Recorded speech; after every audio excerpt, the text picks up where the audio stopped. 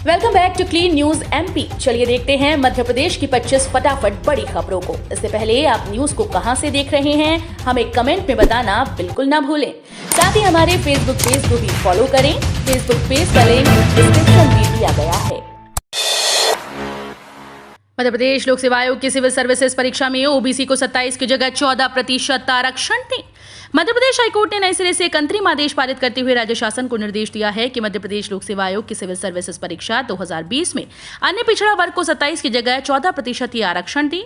प्रशासनिक न्यायाधीश शील नागू और जस्टिस मनिंदर सिंह भट्टी की युगल पीठ ने कहा कि सरकार एमपीपीएससी की प्रारंभिक व मुख्य परीक्षा की प्रक्रिया के दौरान उक्त आदेश का पालन सुनिश्चित करे। मध्य प्रदेश हाईकोर्ट ने अपने आदेश में स्पष्ट किया है कि पूर्व में समान प्रकरणों में दिए अंतरिम आदेश के तहत ही ये अंतरिम राहत दी गई है। बाल विवाह कराते पाए जाने पर होगी 2 साल की सजा। अक्षय तृतीया पर बड़ी संख्या में विवाह आयोजन होते हैं। इस दौरान बाल विवाह जैसी सामाजिक कुरीति के चलते कई कम उम्र के बालक बालिकाओं का विवाह भी करा दिया जाता है। इस कुरीति को रोकने के लिए प्रशासन ने कमर कस ली है। विभिन्न स्तर पर टीम्स का गठन किया गया है।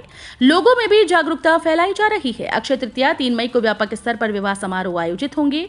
इन विवाह समारोह में बाल विवाह की रोकथाम के लिए व्यापक प्रबंध किए गए हैं। नागरिकों से अपील की गई कि वे बाल विवाह न करें। बाल विवाह करते एवं कराते पाए जाने पर 2 वर्ष का कठोर कारावास और 1 लाख रुपए के जुर्माने का प्रावधान है। समर्थन मूल्य पर अब मूंग भी खरीदेगी मध्य प्रदेश की शिवराज सरकार। केंद्र को भेजा प्रस्ताव।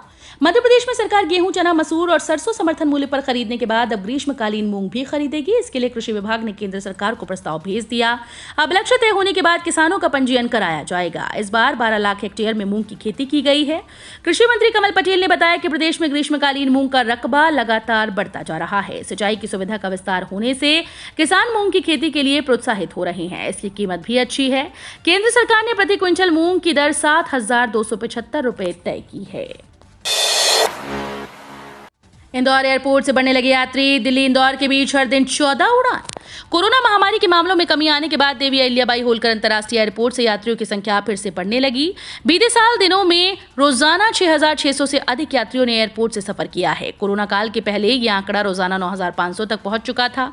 वहीं देश की राजधानी दिल्ली और इंदौर के बीच रोजाना 14 उड़ानें हो गई। कोरोना की पहली लहर के बाद उड़ान जब फिर से शुरू हुई थी तो यात्रियों की संख्या कम थी।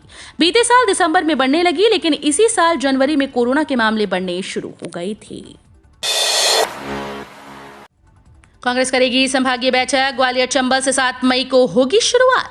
चुनाव मोड में आ चुकी प्रदेश कांग्रेस अब संभागवार बैठकें करेगी। इसकी शुरुआत 7 मई को ग्वालियर चंबल संभाग से होगी। इसमें प्रदेश कांग्रेस अध्यक्ष कमलनाथ सहित सभी वरिष्ठ नेता, विधायक और पदाधिकारी मौजूद रहेंगे। बैठक में चुनाव की तैयारियों को अंतिम रूप देने के साथ स्थानीय नेताओं को जिम्मेदारी सौंपी जाएगी। पार्टी ने तय किया है कि अब भोपाल के साथ साथ संभाग और जिला स्तर पर बैठकें की जाएंगी। पहले चरण में संभाग स्तरीय बैठकें होंगी। इसमें पार्टी के वरिष्ठ नेताओं के साथ क्षेत्र के सभी विधायक, पार्टी पदाधिकारी, पूर्व विधायक और सांसदों को बुलाया जाएगा। मध्य प्रदेश में एक तरफ आंधी और बारिश तो दूसरी तरफ गर्मी से लोग परेशान। पूर्वी मध्य प्रदेश और पश्चिमी मध्य प्रदेश दोनों का मौसम बिल्कुल अलग अलग है। एक तरफ जहां पूर्वी मध्य प्रदेश में धूल भरी आंधी चल रही है, तूफान आ रहा है, कई जगहों पर बारिश हो रही है, वहीं दूसरी तरफ पश्चिमी मध्य प्रदेश में सूखी गर्मी पड़ रही है। लोगों का गर्मी से बुरा हाल है। मध्य प्रदेश के प्री मानसून सीजन में मई महीना सबसे ज्यादा चक्रवाती तूफान वाला महीना माना जाता है। 3 व 4 मई की अगर बात करें तो एक के बाद एक पश्चिमी विक्षोभ भारत की तरफ आ रहे हैं। हरियाणा से लेकर उत्तर प्रदेश के पूर्वी भागों तक ट्रफ बना हुआ है। साथ ही साथ मध्य भारत में भी ट्रफ के रूप में कई प्रणालियां सक्रिय हैं। शिवराज के मंत्री बोले, जो नेता गाय पाले सिर्फ उन्हीं को मिले चुनाव लड़ने का अधिकार। मध्य प्रदेश के कैबिनेट मंत्री हरदीप सिंह डंग ने कहा कि जो नेता गाय पाले उसे ही चुनाव लड़ने का अधिकार मिलना चाहिए। डंग उज्जैन संभाग के मंदसौर जिले के सीतामऊ में आयोजित हंडिया बाग गौशाला में भागवत कथा में शामिल होने पहुंचे थे।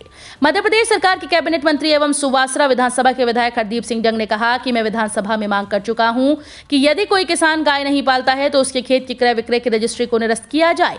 उन्होंने कहा कि मैंने तो सब नेताओं के लिए भी कहा है, चाहे वो पंच, सरपंच, विधायक और सांसद हों, जो नेता गाय पाले उसे ही चुनाव लड़ने का अधिकार हो, नहीं तो उसका फॉर्म रिजेक्ट कर दिया जाए। सड़कों पर नहीं, घर, मस्जिद और ईदगाहों में अंदर होगी नमाज। देश में इन दिनों चल रही हिंदू मुसलमान सियासत के बीच नमाज को लेकर जबलपुर के लोगों ने एक अच्छी पहल की है। जबलपुर के मुस्लिम समुदाय ने तय किया है कि आज 3 मई को ईद पर पढ़ी जाने वाली नमाज सड़क पर नहीं होगी, इसे घर में, मस्जिदों में और ईदगाहों के अंदर ही पढ़ा जाएगा। महाराष्ट्र में चल रही लाउड स्पीकर पर अजान और हनुमान चालीसा की सियासत के बीच मध्य प्रदेश के जबलपुर से एक अच्छी पहल हुई। जबलपुर शहर में पिछले 20 सालों से चली आ रही परंपरा को मुस्लिम समुदाय और पुलिस प्रशासन ने मिलकर बदल दिया।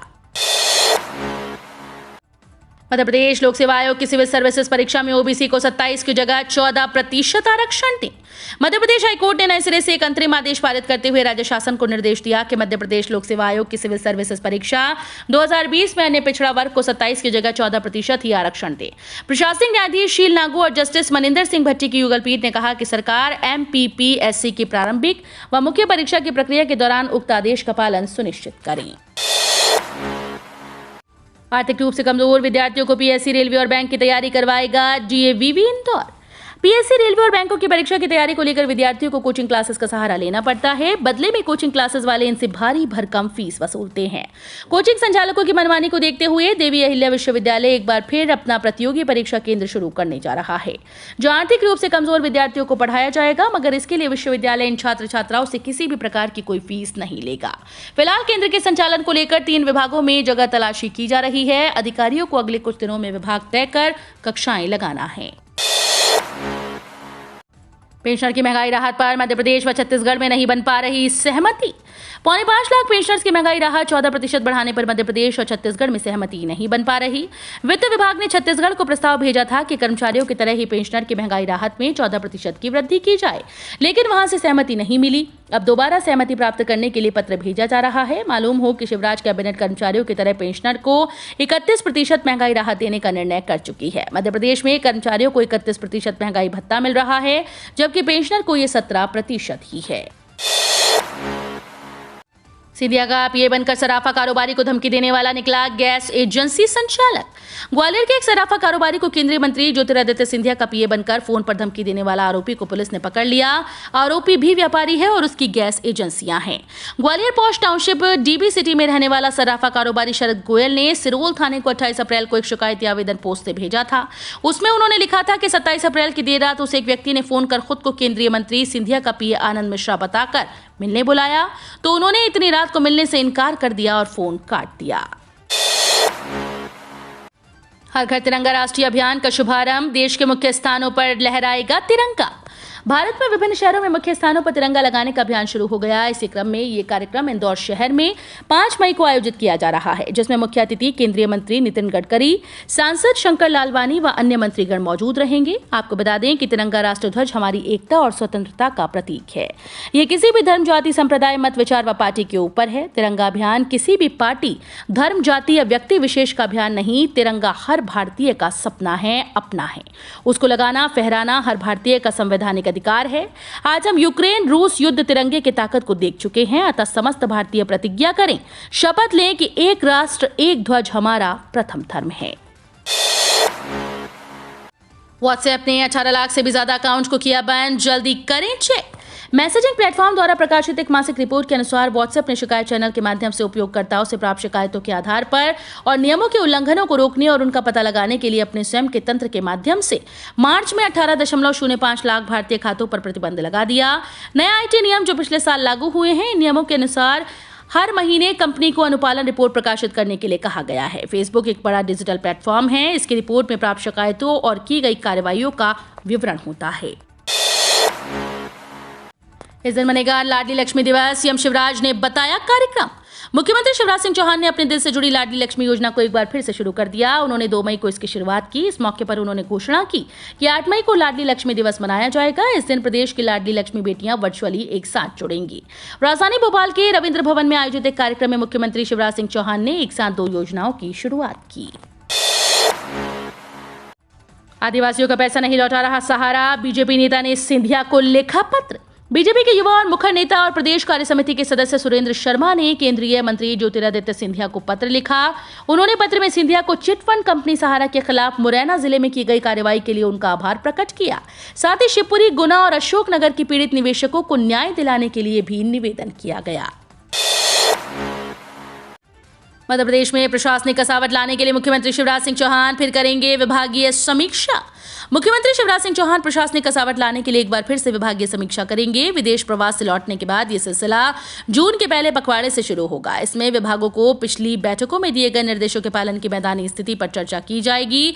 इसके लिए जन अभियान परिषद सहित अन्य संस्थाओं से जानकारी जुटाई जाएगी। उल्लेखनीय है कि पिछले दिनों दिल्ली में हुई प्रदेश भाजपा के कोर ग्रुप की बैठक में विभागों के कामकाज में कसावट लाने का मुद्दा उठा था। मुख्यमंत्री सचिवालय के अधिकारियों ने बताया कि मुख्यमंत्री ने 3 से 11 जनवरी के बीच विभागीय समीक्षा की। इसमें सभी विभागों को आत्मनिर्भर मध्य प्रदेश के लक्ष्य को ध्यान में रखते हुए कार्य योजना बनाकर काम करने सहित अन्य निर्देश दिए गए। भारतीय डाक में निकली बंपर भर्ती, कुल वैकेंसी 38,926। हाल ही में पोस्ट ऑफिस ऑफ इंडिया ने ग्रामीण डाक सेवा के लिए भर्ती के नोटिफिकेशन जारी कर दिए। कुल वैकेंसियों की संख्या 38,926 है। उम्मीदवार 5 जून 2022 तक आवेदन कर सकते हैं। इन पदों पर 10वीं पास उम्मीदवार भी आवेदन कर सकते हैं। Branch post master, assistant branch post master और डाक सेवा के पदों पर उम्मीदवारों की भर्ती होगी। ये भर्ती भारत के 35 राज्यों के लिए है। आवेदन करने के लिए उम्मीदवारों के निर्धारित आयु सीमा अधिकतम 40 साल और 18 साल से कम उम्र के उम्मीदवार आवेदन के पात्र नहीं होंगे। पीएम ने यूक्रेन मुद्दे पर बताया देश का स्टैंड, हरित और सतत ऊर्जा साझेदारी पर बनी सहमति। अपने 3 दिवसीय यूरोप दौरे में पीएम नरेंद्र मोदी सोमवार को जर्मनी की राजधानी बर्लिन पहुंचे। पीएम मोदी का एयरपोर्ट पर भव्य स्वागत हुआ और उन्हें गार्ड ऑफ ऑनर दिया गया। इसके बाद उन्होंने जर्मनी के चांसलर ओलाफ स्कोल्ज से मुलाकात की। चांसलर से मुलाकात के बाद पीएम मोदी ने 6ठे भारत जर्मनी अंतर सरकारी विचार विमर्श IGC की सह अध्यक्षता की। इस बैठक में वित्त मंत्री निर्मला सीतारमण, विदेश मंत्री S जयशंकर और राष्ट्रीय सुरक्षा सलाहकार अजीत डोभाल शामिल हुए। बैठक के बाद प्रधानमंत्री नरेंद्र मोदी और जर्मन चांसलर ओलाफ स्कोल्ज ने बर्लिन में हरित और सतत ऊर्जा साझेदारी पर हस्ताक्षर किए। मध्य प्रदेश में अनुसूचित जाति और अनुसूचित जनजाति वर्ग का भरोसा नहीं जीत पा रही है कांग्रेस। चुनावी मोड की तैयारी में जुटी कांग्रेस के सामने अनुसूचित जाति और अनुसूचित जनजाति वर्ग के समर्थन की बड़ी चुनौती पेश आ रही है। 2018 में इन वर्गों के समर्थन ने पार्टी को सत्ता के करीब पहुंचा दिया, लेकिन कैबिनेट में शामिल इन वर्गों के चेहरे प्रभाव जमाने में कामयाब नहीं हो सके। वहीं अब तक पार्टी के सामने नेतृत्व करने वाले चेहरों का भी अभाव बना हुआ है। माना जा रहा है कि चुनाव के मद्देनजर संगठन में बदलाव के बीच कुछ चेहरों को मौका दिया जा सकता है। भारत में खाद्य तेल का पर्याप्त भंडार मौजूद, कीमतों पर नजर रखें। सरकार ने कहा कि देश के पास खाद्य तेलों का पर्याप्त भंडार है और वो इनके दामों और आपूर्ति संबंधी हालात पर करीबी नजर रखे हुए हैं। खाद्य एवं उपभोक्ता मामलों के मंत्रालय ने एक बयान में कहा कि भारत के पास सभी खाद्य तेलों का पर्याप्त भंडार है। उद्योग के सूत्रों ने बताया कि देश में सभी खाद्य तेलों का वर्तमान भंडार लगभग 21 लाख टन है और करीब 12 लाख टन मई में आएगा। इसमें कहा गया कि इस तरह इंडोनेशिया द्वारा पाम तेल के निर्यात पर लगाई गई पाबंदी को भी देखते हुए देश के पास पर्याप्त भंडार मौजूद है। देश के कुल खाद्य तेल आयात में पाम तेल की हिस्सेदारी करीब 62% है। जौ की कीमत 3,000 रुपए प्रति क्विंटल पहुंची। गेहूं और सरसों के बाद अब जौ के भाव भी आसमान छूने लगे हैं। रूस यूक्रेन युद्ध के चलते कई देशों में बढ़ती खाद्यान्न की मांग के कारण गेहूं और सरसों के भाव में इजाफा हुआ और अब जौ के भाव में दुगनी तेजी का रुख दिखाई दे रहा है। बात करें राजस्थान की तो यहाँ की श्रीमाधोपुर कृषि उपज मंडी में इस बार जौ की बंपर आवक रही। वहीं जौ के भाव में करीब 1,500 रुपए की तेजी आ गई, जो पिछले साल की तुलना में दुगनी है। यहाँ जौ का भाव 3,000 रुपए प्रति क्विंटल तक पहुंच गया है। मध्य प्रदेश के 4.75 लाख पेंशनर्स के डीआर हाइक पर नई अपडेट। मध्य प्रदेश के 5.25 लाख पेंशनर्स के लिए बड़ी खबर है। पेंशनर्स को 31% महंगाई राहत के लिए अभी और इंतजार करना पड़ेगा, क्योंकि मध्य प्रदेश के वित्त विभाग के द्वारा भेजे गए प्रस्ताव पर अब तक छत्तीसगढ़ सरकार ने सहमति नहीं जताई है।